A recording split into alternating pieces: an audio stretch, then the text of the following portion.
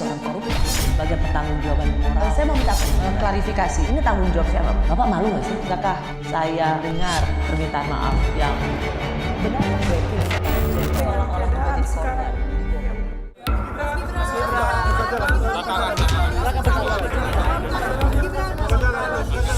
Sekali lagi saya ucapkan terima kasih kepada keluarga besar Golkar.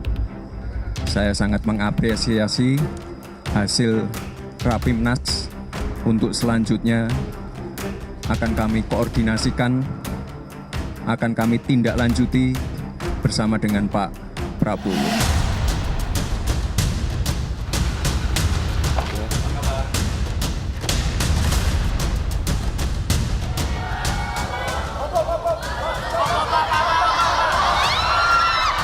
Oh, dinasti, semua dinasti, Bung. Kalau dinastinya Pak Jokowi ingin berbakti untuk rakyat, kenapa? Salahnya apa?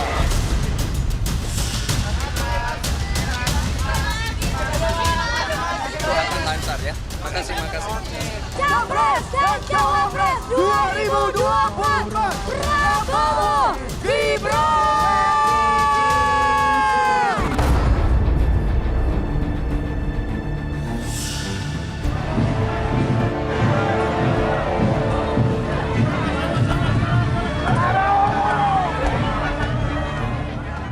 Hari itu tiba. Hari di mana keluarga Jokowi membuktikan mereka tak lagi bersama PDI Perjuangan. Majunya Prabowo Subianto bersama Gibran membuktikan keluarga Jokowi kini sudah menjadi penantang barisan partai yang dinakodai Megawati Soekarno Putri. Calon Presiden Pak Prabowo, tenang saja Pak Prabowo. Tenang saja Pak. Saya sudah ada di sini.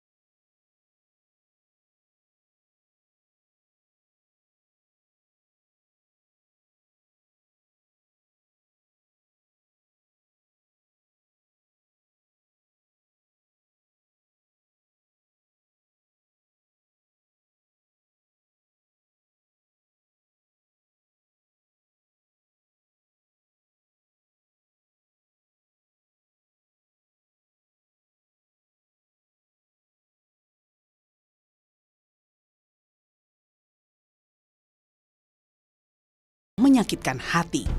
Tentu saja Megawati, anak-anak, dan para kadernya terluka dengan langkah ini.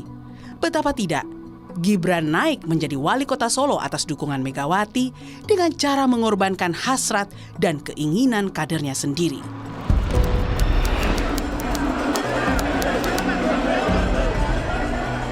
Sebelum Gibran dan Bobi, dukungan penuh PDI Perjuangan pada mantan wali kota Solo ini tak main-main. Pilkada DKI Jakarta tahun 2012 silam menjadi saksi. Seorang Jokowi sukses menaklukkan lawannya Fauzi Bowo yang merupakan petahana gubernur DKI kala itu.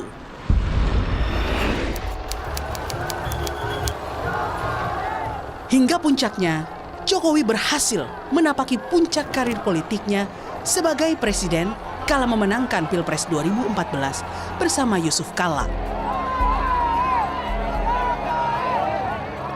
Juga tentunya tidak lupa kepada seluruh jajaran Partai Demokrasi Indonesia Perjuangan dimanapun mereka berada, simpatisannya, pendukungnya. Saya mengucapkan beribu-ribu terima kasih kepada kalian. Lihat Gibran tiap hari kerja terus. Enggak, kalau saya pengangguran saya ngikut bapak saya terus, saya kan kerja. Kalian ke Solo, kalian lihat aktivitas saya kayak apa.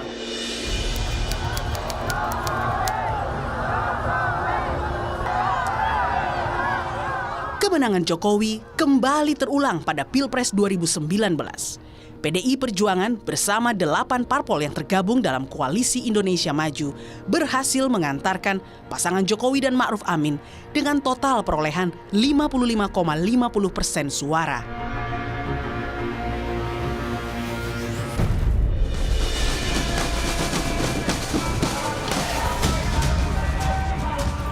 Kini, keadaan berubah 180 derajat.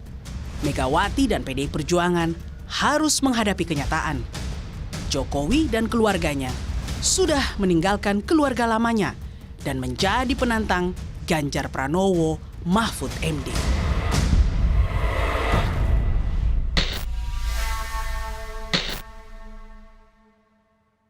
Selamat malam saudara, saya Friska Clarissa. Malam ini menggantikan Rosiana Silalahi yang berhalangan hadir. Dan sudah bersama saya, Guru Besar Fakultas Hukum Universitas Hasanuddin yang juga kolumnis Kompas, Bapak Hamid Awaludin. Selamat malam, Pak Hamid. Malam. Kalau kita lihat judul malam hari ini, ketika dinasti Jokowi meninggalkan Megawati. Ini adalah tulisannya Pak Hamid di kompas.com 23 Oktober lalu. Kenapa Pak Hamid menulis ini? Ya, sederhana saja pikiran saya bahwa Pak Jokowi jadi wali kota 2 periode, kemudian gubernur, lalu presiden 2 periode, semua itu kan atas dukungan PDIP, terutama Ibu Mega. Ya. Bahkan ketika mau masuk menjadi gubernur, itu Ibu Megawati itu ikut dengan almarhum Pak Taufik Kemas. Mau mendukung Pak Poke, incumbent. Ya. Datang Pak Yusuf Kalla memajukan nama Pak Jokowi. Karena dia melihat Pak Jokowi itu pekerja waktu di Solo. Ibu Mega berubah, akhirnya mengendorse Pak Jokowi. Ya. Nah sekarang tiba-tiba Mas Gibran menjadi calon yang diusung oleh partai lain. Ya bagaimanapun pastilah Ibu Mega terluka dan kader-kader PDIP. Mbok Iya sudah pernah dikasih kesempatan dengan mengorbankan kader PDIP yang lain, termasuk Mas Gibran kan, waktu mau wali kota.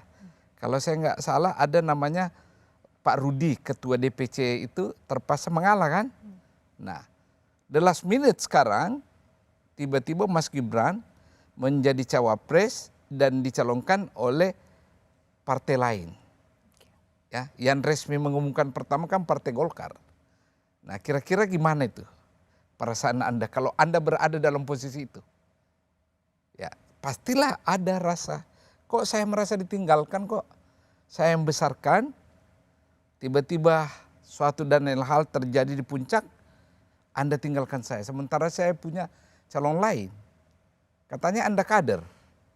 Kira-kira itu jalan pikiran yang sangat sederhana dan sangat manusiawi. Kalau ada perasaan seperti itu di Ibu Mega dan kader-kader PDIP yang lain, sangat manusiawi itu. Nah bicara soal kader PDI Perjuangan, Pak Hamid ini kan yang menarik bukan kader PDI Perjuangan, bukan juga orang di dalam lingkaran dekatnya Bu Mega. Tapi bisa sampai menulis bahkan menyimpulkan bahwa hari ini secara de facto memang dinasti Jokowi sudah meninggalkan Megawati, itu kenapa? Kalau kita berada dalam platform berpikir dan bekerja dengan dasar etika, hati nurani, dimanapun Anda berada pasti sama. Karena standarnya itu universal kan. Apa saya kader PDIP, apa saya bukan kader PDIP, all the same. Karena platform kita dalam berpikir dan memandang persoalan adalah platform etika, ya, platform hati nurani. Jadi meskipun kalau kata orang politik itu bisa sangat cair, apapun bisa terjadi, kawan lawan bisa berubah, tapi ada etika. Ya, tetap saya mengutamakan, kalau saya standar saya etika, belum tentu orang lain sama standar saya. Ya, apalagi saya dengar tadi tidak ada pamit, tidak ada pemberitahuan, tiba-tiba aja kan melejit naik Persoalannya di situ. Bicara soal etika, hati nurani, dan dinasti Jokowi, kita akan lihatkan dulu bagaimana penyebutan dinasti Jokowi. Kalau kita lihat ada 2 pernyataan Presiden Jokowi dalam rentang waktu yang berbeda soal Gibran jadi cawapres. Kita dengarkan dulu. Itu aja juga didengerin. Soal ada 2 WNI yang disandra di Myanmar. Pertama umur, yang kedua baru 2 tahun aja. Jadi wali kota. Yang logis saja lah. Ya orang tua itu hanya tugasnya mendoakan dan merestui. Keputusan semuanya karena Bapak setuju nggak, Pak? Karena sudah dewasa, jadi jangan terlalu mencampuri urusan yang sudah diputuskan oleh anak-anak kita. Awalnya bilang tidak logis, tapi 5 bulan kemudian bilang mendoakan dan merestui. Apa yang Pak Hamid lihat dari perubahan sikap dan pernyataan Pak Jokowi? Satu kata. Apa itu? Ketidakkonsistenan. It's very powerful word. Tapi bermakna banyak itu. Ketidakkonsistenan. Ketidakkonsistenan itu bisa kita bawa ke dalam standar moral, bisa kita bawa ke standar etik, bisa kita bawa ke standar hukum. Dengan satu kata, ketidakkonsistenan. Kecuali ataukah andaikan Pak Jokowi menjelaskan ke publik, mengapa tidak terjadi ketidakkonsistenan ini? Ada apa? Apakah ada situasi yang benar-benar, let's say, force major? Kalau di istilah hukum kan, ini kan tidak ada force major. Yang bisa memberi alasan Anda tidak konsisten. Bicara soal situasi, Pak Hamid, tadi pernyataan Pak Jokowi itu 22 Oktober. Kalau kita lihat sekuensnya itu setelah putusan MK 16 Oktober. Pak Hamid melihat ada kaitannya 2 hal ini? Pasti ada. Karena begini ya, keputusan Mahkamah Konstitusi saya termasuk against dengan beberapa alasan saya. Alasan pertama, hari Kamis pengusul kasus itu mencabut kasusnya. Mencabut.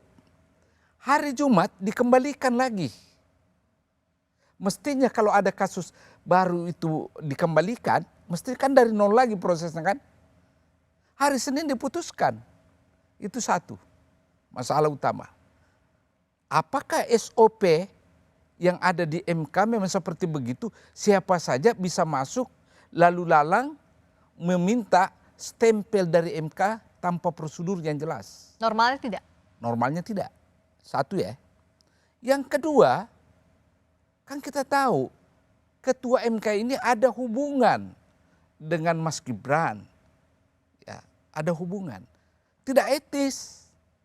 Seorang yang mengadili perkara memiliki hubungan dengan orang yang berperkara. Ada dalil hukumnya itu. Dan pasti ada dalam tata tertib MK. Ketiga, kalau Anda melihat komposisi suara hakim sebagai berikut. Ada 3 yang mengatakan boleh.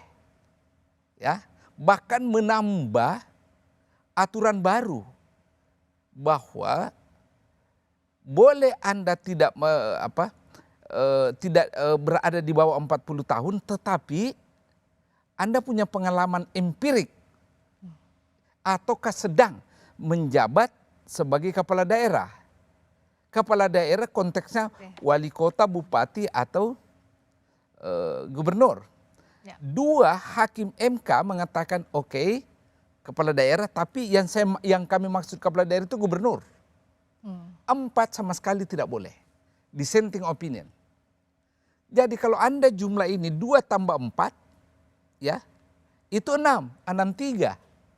Hanya 3 yang membolehkan karena 2 ini boleh di bawah 40, boleh pengalaman kepala daerah, tapi yang kami maksud kepala daerah itu adalah gubernur.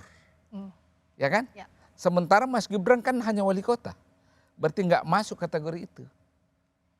Ketiga alasan ini yang membuat saya tidak bisa memahami jalan pikiran MK. Meskipun Ketua MK Anwar Usman saat ditanya oleh publik banyak sekali keraguan ini bilang bahwa apa yang diputuskan MK bisa dipertanggungjawabkan berdasarkan irah-irah demi keadilan berdasarkan ketuhanan yang Maha Esa. Pak Hamid masih meragukan? Saya meragukan. Karena waktu di proses pertama kan dia tidak hadir. Tiba-tiba the last minute mau ditentukan dia hadir kan. Ada apa? Itu yang membuat salah satu hakim MK kan marah. Saldi Isra, Profesor Saldi Isra. Kok tiba-tiba berubah?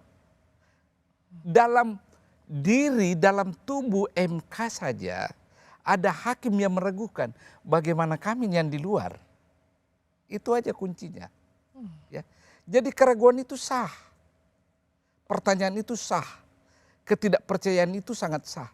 Kalau melihat fakta yang mengiringi proses lahirnya ini putusan. Nah, putusan ini dianggap jadi pintu masuk utama Gibran melaju di Pilpres 2024. Bicara soal Gibran yang maju jadi cawapres, kita akan dengarkan perbedaan pernyataan Gibran soal keinginannya maju sebagai cawapres berikut ini. Mas, ini menjadi pertanyaan yang sangat serius.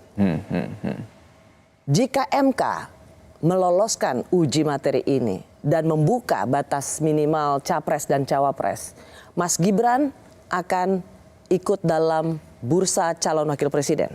Nggak usah lah ya, nggak ada yang milih nanti. Ya.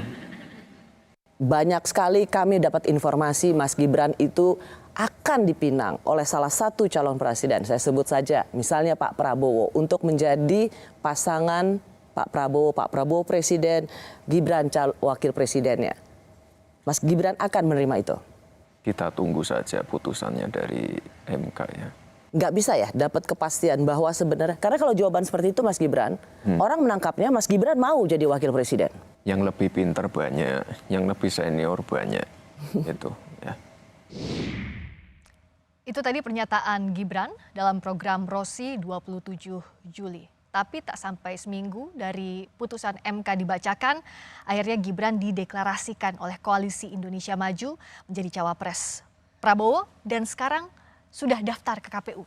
Apa yang Pak Hamid lihat dari perbedaan pernyataan dan sikap ini? Ya, saya nggak tahu ya. Barangkali itu yang namanya political behavior, ya, perilaku politik. Ya, dalam waktu rentang yang sedikit ini orang bisa berubah ya. Ataukah memang ketika diucapkan itu hanyalah refleksi dari kepura-puraan untuk tidak mau. Bisa jadi. Ataukah refleksi dari kondisi yang tidak yakin ketika itu bahwa dia tidak diloloskan oleh MK. Bisa jadi. Ya. Banyak kemungkinan yang terjadi. Tapi ya dengan rentang waktu yang begitu sederhana kan orang akan tertawa. Beda kalau rentang waktunya panjang. Orang bisa mengatakan karena ada kondisionalitas yang membawa perubahan yang begitu besar sehingga you change your mind. Anda berubah pikiran. Ini kan tidak ada juga kan. Dan tidak ada penjelasan mengapa perubahan sikap itu terjadi. Di situ masalahnya. Bicara soal refleksi hari ini, apa yang terjadi di momen jelang pemilu ini, Pak Hamid, mantan Wakil Presiden Yusuf Kalla menyebut pemilu kali ini adalah pemilu sayang anak dan politik penjara. Apa sebenarnya maksud dari ucapan Pak JK ini? Mengusulkan dan mendukung Mas Gibran Rakabuming Raka untuk kita pasangkan dengan Pak Prabowo sebagai bakal calon presiden Republik Indonesia. Apakah setuju? Pak Prabowo? Semua setuju. Kembali bersama saya Friska Clarissa yang menggantikan Rosiana Silalahi karena berhalangan hadir. Dan masih bersama saya mantan Menteri Hukum dan HAM yang juga kolumnis Kompas, Bapak Hamid Awaludin. Pak Hamid, tadi kita lihat pernyataan Pak Erlangga Hartarto, Ketua Umum Golkar, di depan Rapimnas Golkar. Yang menarik, keputusan Rapimnas Golkar Sabtu lalu itu mengubah hasil Munas dan Rapimnas Golkar yang menyebutkan bahwa Pak Erlangga Hartarto lah yang akan dimajukan Golkar sebagai capres atau cawapres. Ya. Tapi dengan keputusan yang berubah ini, apa yang Pak Hamid lihat?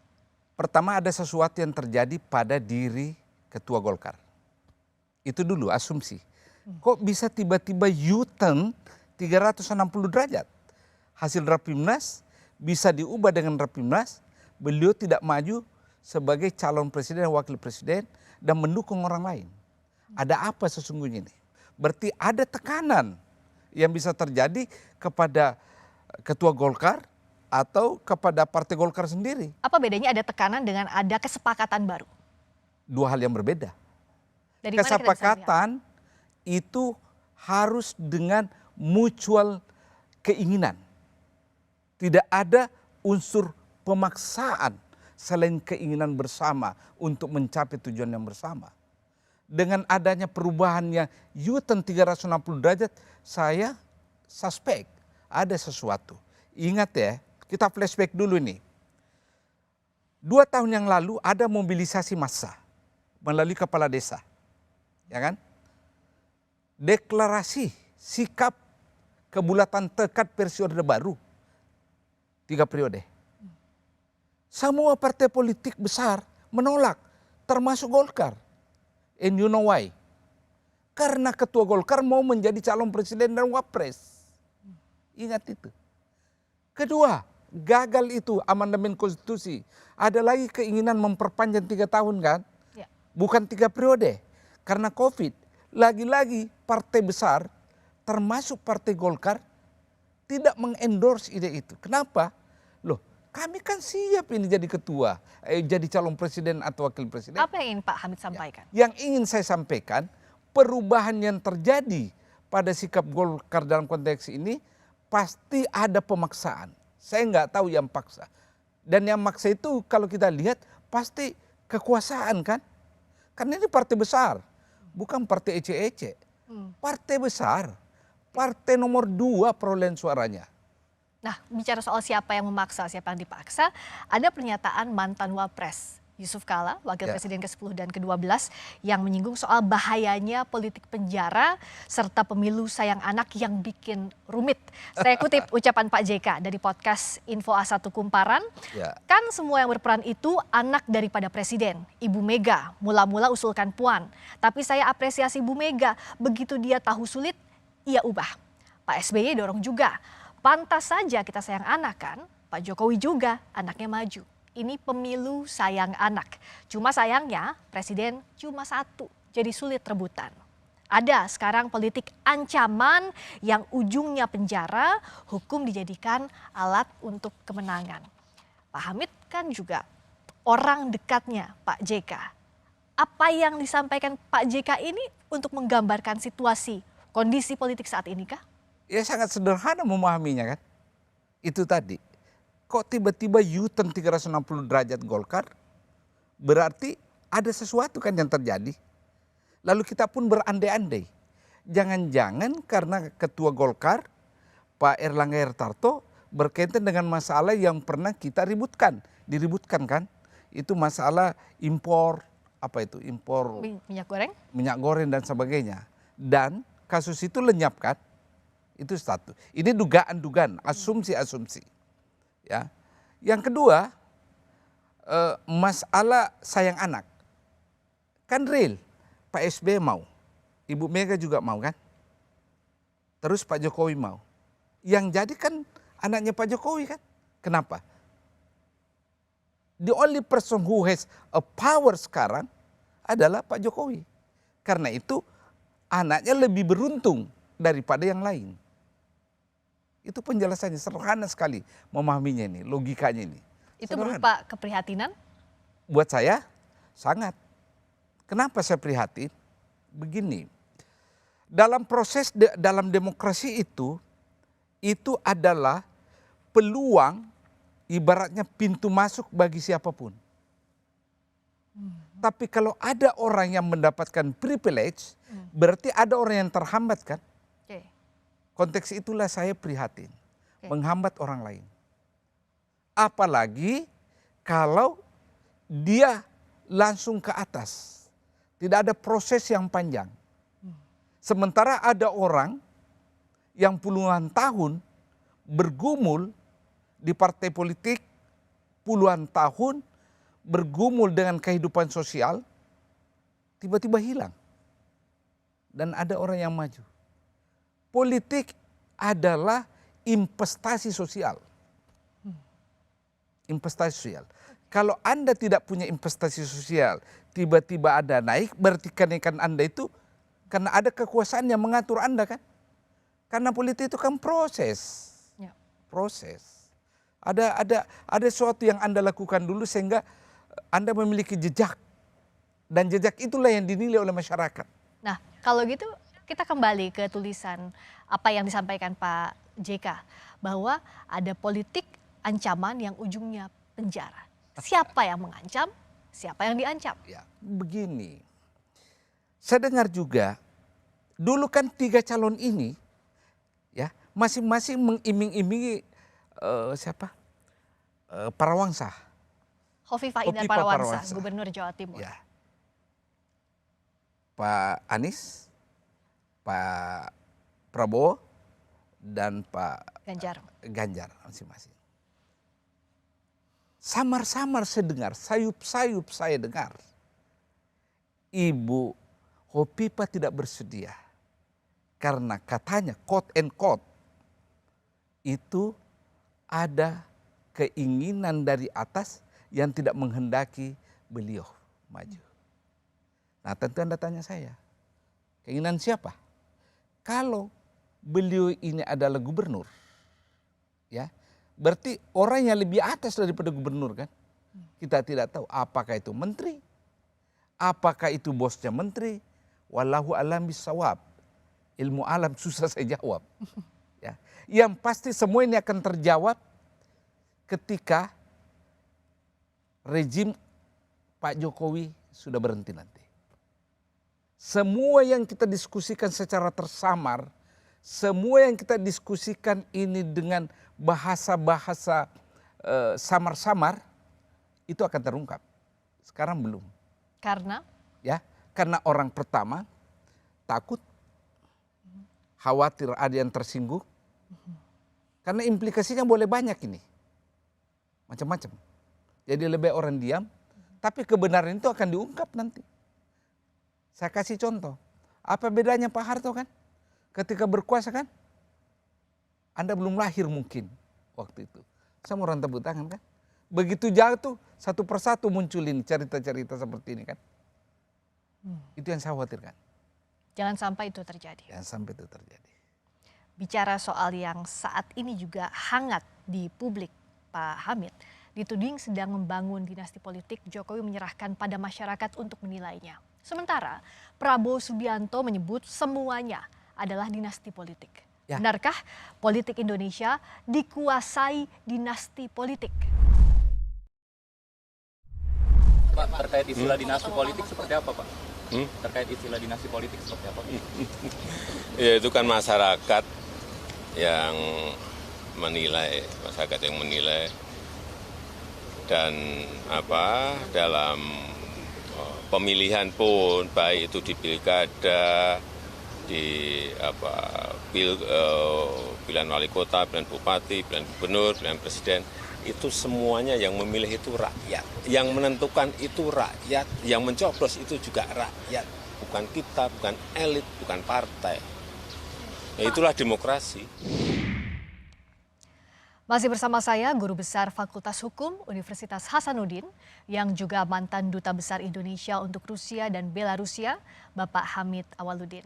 Pak Hamid, saat Pak Jokowi ditanya soal dinasti politik, jawabannya selalu biarkan rakyat yang menilai. Yang menentukan itu rakyat, yang mencoblos itu rakyat, bukan kita, bukan elit, bukan partai, itulah demokrasi. Apa yang Pak Hamid tangkap dari pertanyaan? Sederhana sebenarnya.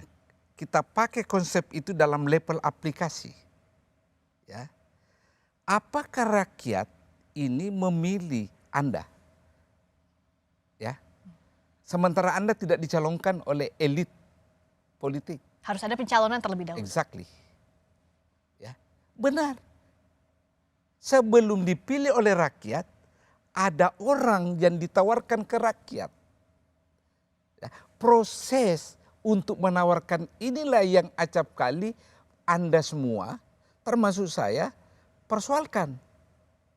apakah kemunculan seseorang ini melalui mekanisme partai politik sesuai dengan konstitusi itu benar atau tidak?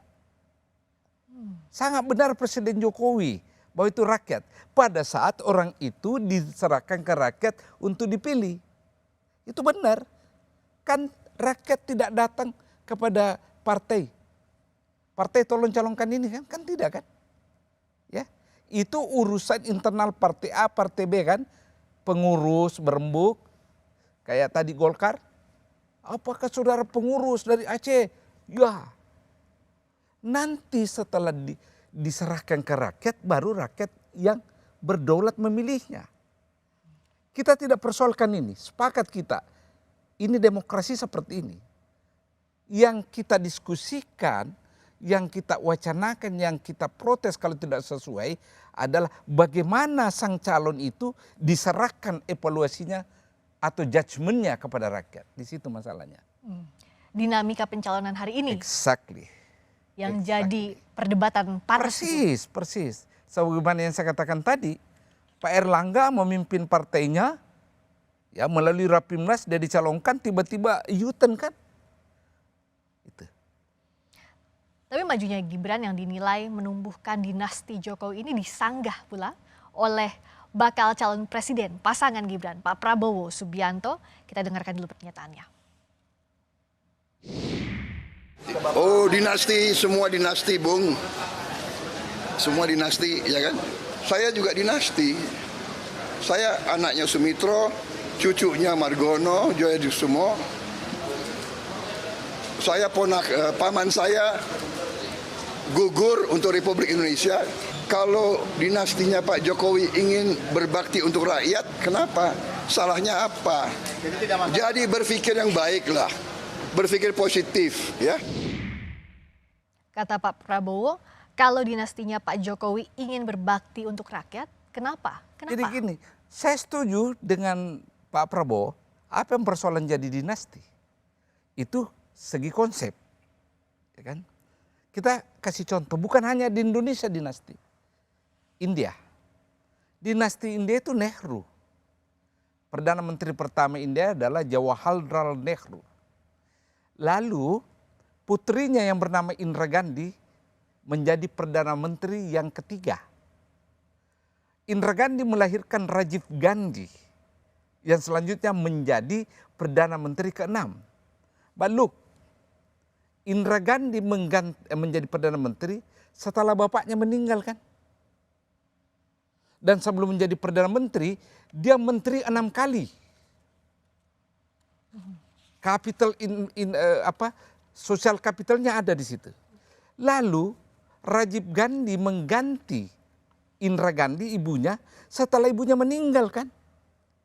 Nah itu di India. Amerika, George Walker Bush, presiden ke-41. Putranya George Bush Junior mengganti beliau. Dia menjadi presiden 43. Tapi ada lag time 8 tahun kan? Ada. Lalu kita ke Filipina, negara tetangga kita. Corazon Aquino menjadi presiden, lalu diganti oleh Aquino Junior. Ya, itu butuh waktu sekian tahun setelah ibunya meninggal. Ferdinand Marcos meninggal, kemudian Ferdinand Marcos Junior atau Bongbong mengganti menjadi presiden itu setelah 30 tahun. Apa yang ingin saya katakan di sini? Sederhana. Tidak ada kecurigaan kita bahwa ada abuse of power dalam rangka menjaga kesinambungan dinasti. Sebab orang tua mereka sudah tidak ada di power. Baru anaknya naik. Jadi anaknya ini tidak dikarbit oleh kekuasaan. Anaknya tidak dipaksa naik oleh tita tahta kekuasaan, tetapi kemauan rakyat, kemampuan mereka. Dan ingat, Bongbong mengganti Marcos Senior. Sebelum dia menjadi presiden naik ke pentas nasional, dia gubernur, dia senator, dia congressman. Begitu juga dengan Aquino Junior, kan dia congressman sebelumnya. Nah terus Bush Bush Junior itu gubernur sebelumnya di Texas dan sudah punya nama. Dan sebelum menjadi calon, dia berjuang dulu di Partai Republik. Artinya tidak ada yang masih aktif juga orang tuanya. Jadi tidak ada kecurigaan. Tapi kan politik bicara momen juga, Pak Ya. Hamid. Politik bicara momen juga, Oh, momentum. exactly, momentum. But do not use the power, misuse the power. Yang masalah ini adalah kecurigaan orang adanya penyalahgunaan kewenangan dan kekuasaan. Itu masalahnya. Misalnya kalau saya punya kewenangan nih, anak saya mau jadi mengganti saya. Ya. Saya perintah anak buah saya, tolong menangkan anak saya. Seperti yang terjadi di Kamboja sekarang kan, Hun Sen dengan anaknya kan. Yang sampai sekarang dunia internasional belum mengakui. Negara-negara barat belum mengakui penggantinya Hun Sen itu sekarang.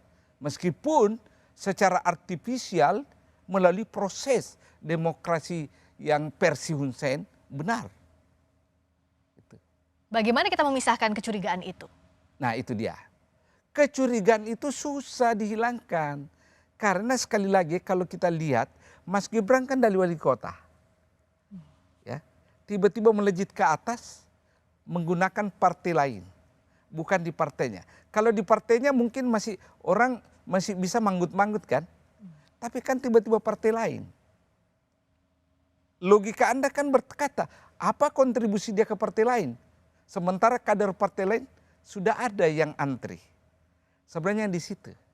Oke. Dan bicara juga soal momentum, tadi berdasarkan tulisan Pak Hamid hari ini, dinasti Jokowi versus dinasti Gandhi. Tapi saya ingat juga tulisannya Pak Hamid, pilih siapa? Antara Susi Susanti atau Gibran Rakabuming Raka. Kalau dikaitkan dengan momentum, bagaimana memaknai ini? Sederhana. Apapun yang Anda lakukan, kalau Anda mau berprestasi, Anda berkeringat. Satu. Kedua, apalagi kalau politik, Anda harus ada investasi sosial. Ya kan? Tidak ujuk-ujuk tiba-tiba ke atas. Ya. Jadi saya tidak against yang namanya dinasti. Itu sangat sah seperti Pak Prabowo katakan. Yang masalah kalau dalam rangka menjaga kesinambungan dinasti, ada proses yang tidak wajar dan disoal oleh publik. Itu masalahnya. Itu masalahnya. Tapi untuk konteks dinasti, saya tiba-tiba teringat sebuah iklan. Apa itu? Iklan furniture. Sekali sudah duduk, lupa berdirinya. Nah, itu. Kalau sudah duduk, lupa berdirinya. Itu iklan, saya pernah baca itu iklan. Bagaimana kita memaknai konteks dinasti politik dengan apa yang terjadi hari ini? Dengan berbagai kompleksitas yang terjadi. Ya. Bagaimana juga Pak Hamid melihat pemilu kita? Ya, gini ya. Sekali lagi, kita serahkan ke rakyat lah nanti nih. Rakyat yang memberi final judgment-nya itu ke rakyat. Dan dalam konteks ini Mas Gibran benar. Biarlah warga yang menilai. Toh sudah terjadi nih. Ya, terjadi. Kita mau bikin apa? Sudah terjadi. Biarlah rakyat pada tanggal 14 Februari ini yang menentukan pilihannya. Apakah dia memilih si A, si B, dan si C. Yang pasti rakyat kita ini semakin cerdas. Sudah bisa membedakan mana yang menurut takaran mereka layak memimpin, layak dipilih atau tidak. Ya, yang penting jangan lagi ada intimidasi ke rakyat.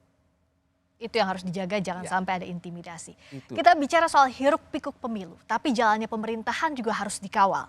Karena masih ada sisa 1 tahun masa pemerintahan Itu kan Pak yang Jokowi. saya tulis. Oke. Jangan Anda hiruk pikuk, fokus kepada pemilu ini. Ada pekerjaan rumah. Nah, bicara soal pekerjaan rumah, kita akan bahas sesaat lagi. Presiden Jokowi masih menjabat 1 tahun lagi. Lalu bagaimana nasib pemerintahannya ketika sudah pisah jalan dengan PDI Perjuangan? Kalian siapa yang membuat manuver keluar? Karena apa? Tidak ada di dalam PDI Perjuangan itu yang namanya main 2 kaki, main 3 kaki, melakukan manuver. Kenapa? Karena saya diberi oleh kalian sebuah hak yang namanya hak prerogatif. Hanya ketua umum yang menentukan siapa yang akan menjadi calon presiden dari PDI Perjuangan. Ingat loh, lebih baik keluar deh. Lebih baik keluar deh daripada saya pecati loh kamu. Saya pecati loh. Masih bersama saya, Guru Besar Fakultas Hukum Universitas Hasanuddin yang juga kolumnis Kompas, Bapak Hamid Awaludin. Tegas tadi Ibu Megawati. Determined. Tidak mentolerir adanya politik dua kaki. Kalau dengan kondisi saat ini, Pak Jokowi tanpa PDI Perjuangan, bagaimana? Masih sisa 1 tahun pemerintahan lagi, Pak Hamid. Itu yang saya khawatirkan. Makanya saya tulis, masih ada 1 tahun ke depan, apa yang terjadi kalau partai PDIP yang saya istilahkan partai jangkar yang menahan olengnya kapal agar tidak kandas, tidak tenggelam, itu berseberang dengan Pak Jokowi. Partai pemulanya adalah PDIP. Bisa nggak Anda bayangkan kalau PDIP itu balik badan mendukung pemerintahan yang ada sekarang? Emangnya partai lain yang sekarang berkerumung dan mengklaim akan mendukung Pak Jokowi itu tidak pada lari? Saya ragu mereka lari. Bagaimana Pak Hamid melihat loyalitas partai-partai di sekitar Pak Jokowi? Look, ada 2 partai besar yang mendukung Pak Prabowo, Golkar dan PAN.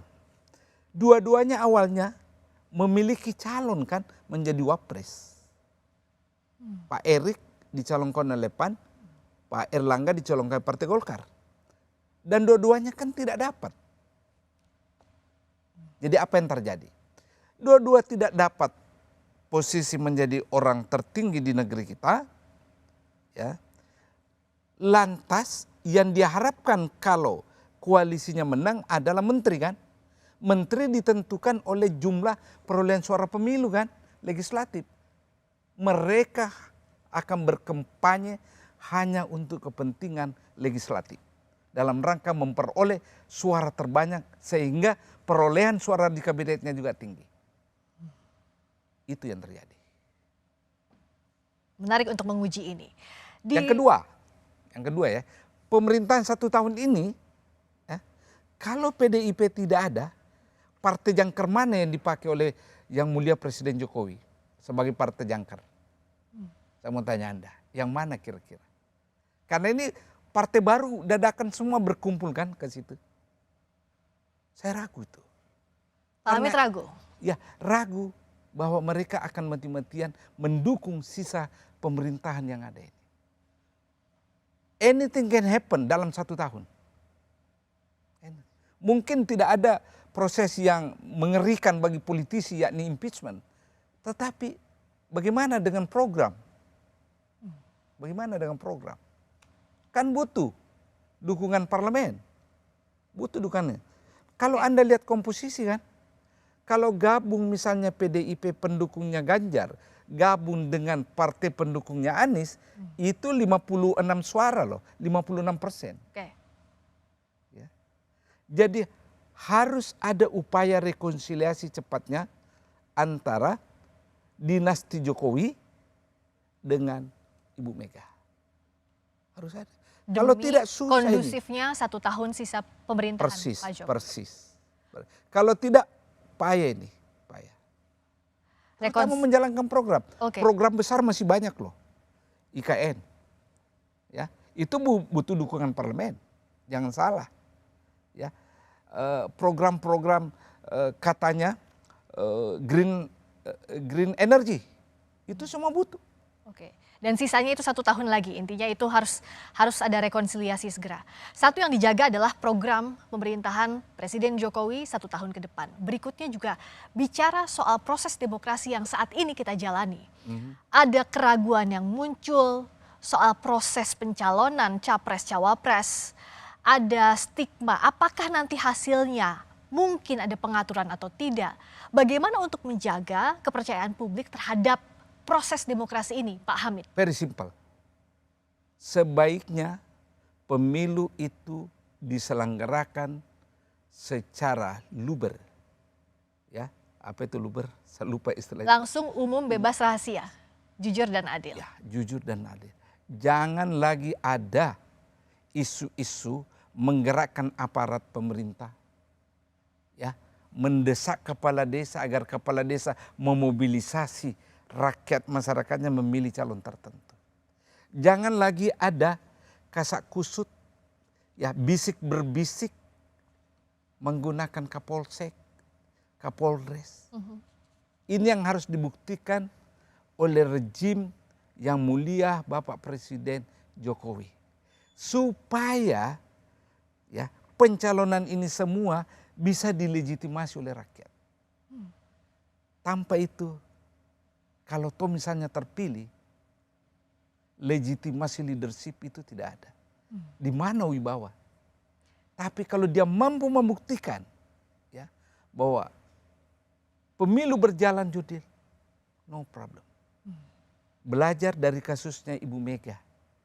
Ketika dia presiden, di akhir masa jabatannya dia menyelenggarakan pemilu yang bersih, ya, semua kan orang mengagumi Ibu Mega.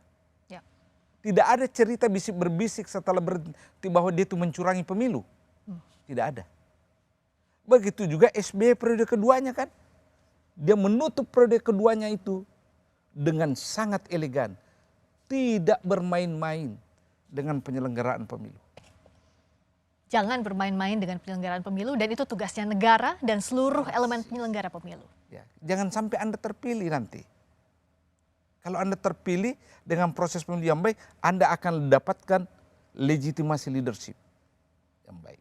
Jangan sampai terpilih tapi tidak punya legitimasi. Ya. Itu yang harus diantisipasi. Itu persoalan besar itu. Terima kasih banyak Pak Hamid Awaludin Makasih. telah berbagi di program Rosi.